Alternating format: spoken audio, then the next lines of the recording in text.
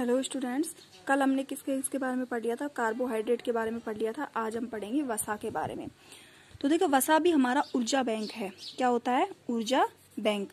और हमारे शरीर को ऊर्जा प्रदान करते हैं। वैसा हमारे शरीर में संचित वसा जो होती है हमारे शरीर में संचित रहती है, और शरीर को जब भी ऊर्जा की आवश्यकता होती है तब वह इसे संचित वसा से ले सकता है। तेल, मक्खन और घी हमें वसा प्रदान करते हैं। वसा से हमें सर्दियों में उष्ण ऊर्जा प्राप्त होती है जो हमें गर्म रखती है। यानी कि हमारे आहार में वसा की उपस्थिति का परीक्षण प्रयोगशाला में किया जा सकता है। यानी कि वसा क्या होती है? चिकनी होती है, और उसे हम वैसे नॉर्मल भी देख सकते हैं। देन नेक्स्ट हमारा क्या आता है? प्रोटीन। देखो, प्रोटीन क्या होते हैं? प्रोटीन हमारे शरीर की वृद्धि के लिए उत्तरदायी होते हैं। पुरानी कोशिकाएं मरती हैं और हमारे शरीर में उनके स्थान पर नई कोशिकाओं की जरूरत पड़ती है। हमारे बाल, नाखून, त्वचा और मांसपेशियों का निर्माण प्रोटीन से होता है। ऊन तथा रेशम भी प्रोटीन के बने होते हैं। जंतु जनित स्रोतों जैसे कि दूध, अंडा, मांस, मछली आदि से हमें प्रोटीन प्राप्त होता है। हम वनस्पति स्रोतों जैसे दाल, सोयाबीन, मक्का आदि से भी प्रोटीन प्राप्त करते हैं। जंतु प्रोटीन को वनस्पति प्रोटीन से अच्छा माना जाता है क्योंकि इसका हमारे शरीर द्वारा पूर्णतः पाचन हो जाता है। क्या माना जाता है? जंतु प्रोटीन जो होती है को वनस्पति प्रोटीन से अच्छा माना जाता है क्योंकि इनका जो होता है हमारी बॉडी में पाचन पूरी तरीके से हो जाता है। हमारे आहार में उपस्थित प्रोटीन का परीक्षण हम प्रयोगशाला में कर सकते हैं। कैसे? कि विभिन्न भोज्य पदार्थ जैसे गेहूं का आटा, दाल, ब्रेड, अंडा, दूध को अलग अलग परख नलियों में लेते हैं।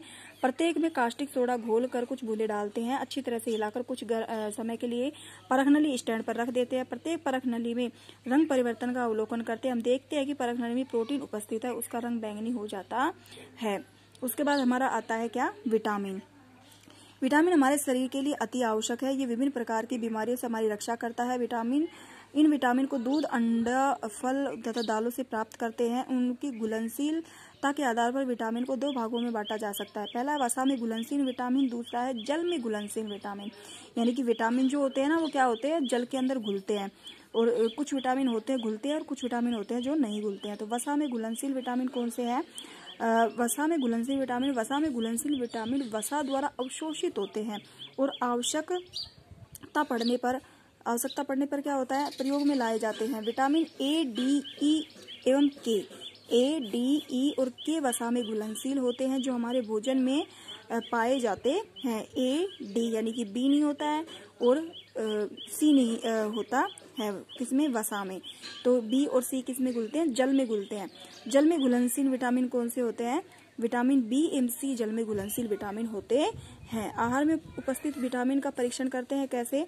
कि किसी भी खट्टे फल का टुकड़ा लेते हैं, उसे आयोडीन घोल की कुछ बूंदे डालते हैं। हम देखते हैं कि फल के टुकड़े का रंग हल्का भूरा हो जाता है। इससे पता चलता है कि फल के टुकड़े में विटामिन सी उपस्थित है।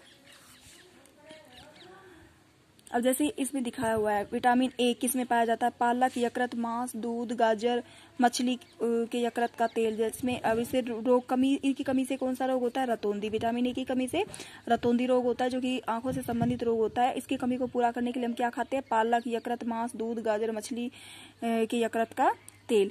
विटामिन बी1 की कमी से बेरी होता है। B2 की कमी से त्वचा का फटना होता है। B3 की कमी से वसा, प्रोटीन तथा कार्बोहाइड्रेट से ऊर्जा प्राप्ति नहीं होती है। विटामिन B5 की कमी से बी होता है।